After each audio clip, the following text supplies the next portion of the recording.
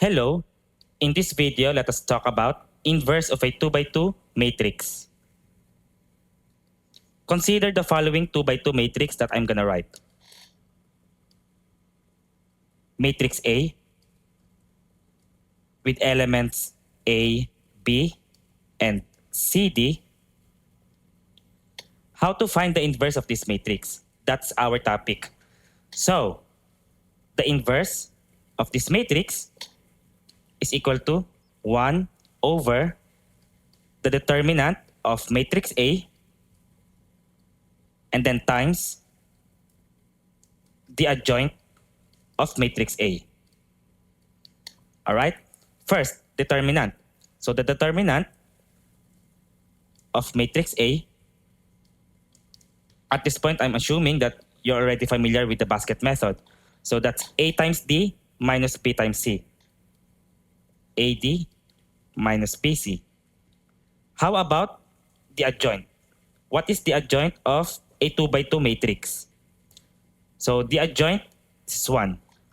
You will swap the positions of A and D, the downward diagonal from left to right elements. So it becomes D here and A over here. And then change the signs of B and C into negative.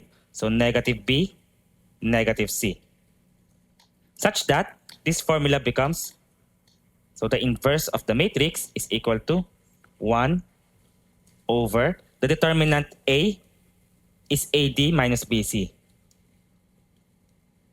And then times this adjoint matrix, D, negative B, negative C, and A. So let me box the formulas.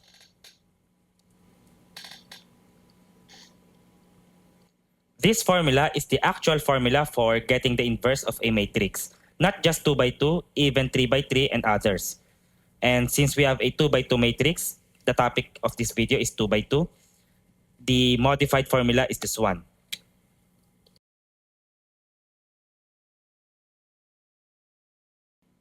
Let us apply this concept to some example problems. Let's begin with this problem. Suppose we have matrix A, and here are the elements 2, 5, 1, and 3. So this is a 2 by 2 matrix. Now, what is the inverse of this matrix? First, let us solve for the determinant. So the determinant, applying the basket method, is equal to multiply 2 times 3 minus 5 times 1. Simplify. 2 times 3 is 6 minus 5 times 1 is 5. Therefore, the determinant of matrix A is equal to 6 minus 5 is 1. Next, let us find the adjoint matrix of matrix A. To get the adjoint, just flip the positions of these elements 2 and 3. So we have 3 and 2, and then change the signs of these elements. Becomes negative 5 and negative 1. Negative 5 and negative 1.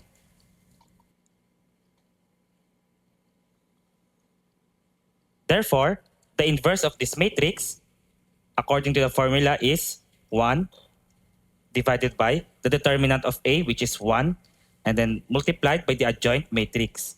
3, negative 5, negative 1, and 2. And since 1 divided by 1 is 1, therefore, the inverse is, just copy.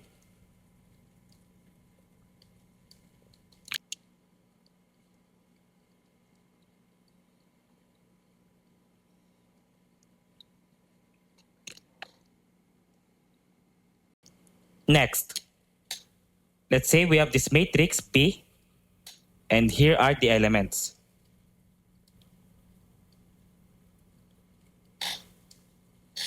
Let us solve for the inverse of this matrix. First step, solve for the determinant. So the determinant of this matrix is equal to 4 times 6, that's 24, minus 2 times 7, that's 14.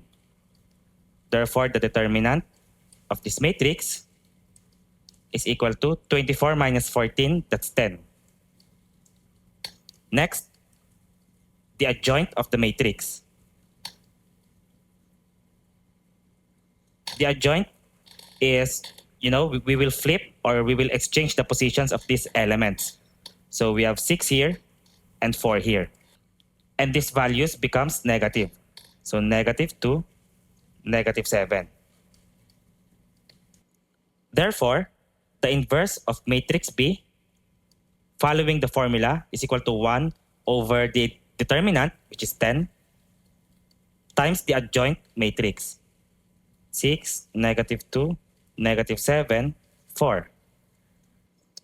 This is a scalar multiplication of matrix. So we just have to multiply 1 over 10 to each of the elements inside. Therefore, the inverse of the matrix becomes 1 over 10 times 6. So that would be 0.6. And then 110 times -2. Rather, 1 over 10 times -2, that's negative 0.2. 1 over 10 times -7 is negative 0.7. And 1 over 10 times 4 is 0.4. And this is the answer.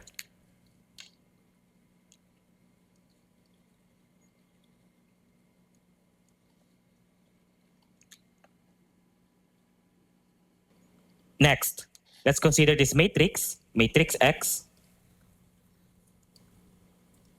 And here are the elements. First, let us solve for the determinant. Determinant of matrix X is equal to multiply 3 times 6, that's 18, minus 4 times 8, that's 32. Determinant of matrix X is equal to 18 minus 32, that is -14. And then the adjoint of matrix X. First, let us flip the positions. 3 and 6 becomes 6 and 3. And then change these values to negative. So -4, -8. Therefore, the inverse of this matrix is equal to 1 over the determinant, which is -14, times the adjoint matrix. 6, -4, -8, and 3. And if we simplify, the inverse of this matrix is equal to -1 over 14 times 6. So that's -6 over 14. -1 over 14 times -4. That is 4 over 14, positive. And then -1 over 14 times -8. So that's positive 8 over 14. And then -1 over 14 times 3. That's -3 over 14. And all we have to do is simplify the fractions if applicable. Therefore, the inverse of matrix X is equal to -6 over 14. If we divide both numerator and denominator by 2, it becomes -3 over 7. 4 over 14, divide both by 2, it becomes 2 over 7. 8 over 14, divide also by 2, so it becomes 4 over 7. And -3 over 14 stays the same. So -3 over 14.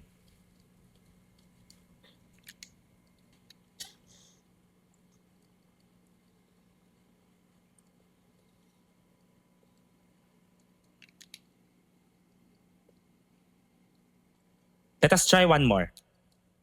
Suppose we have this matrix, matrix M, another 2 by 2 matrix, and here are the elements, 8, 2, 4, and 2. All right, let us solve for the determinant. Determinant is equal to 8 times 2, that's 16, minus 2 times 4, that's 8. Therefore, the determinant of matrix M is equal to 8. 16 minus 8. Okay? The adjoint of matrix M is, switch the positions of 8 and 2, and then make these values negative. Negative 2, negative 4. Therefore, the inverse of this matrix is equal to 1 divided by the determinant 8, 1 over 8, times copy the adjoint matrix 2, negative 2, negative 4, 8. Let's just simplify. The inverse is equal to 1/8 times 2, that is 1/4. 1/8 times negative 2, that's negative 1/4. And then 1/8 times negative 4, that's negative 1/2. And 1/8 times 8 is 1. Therefore, this is the inverse.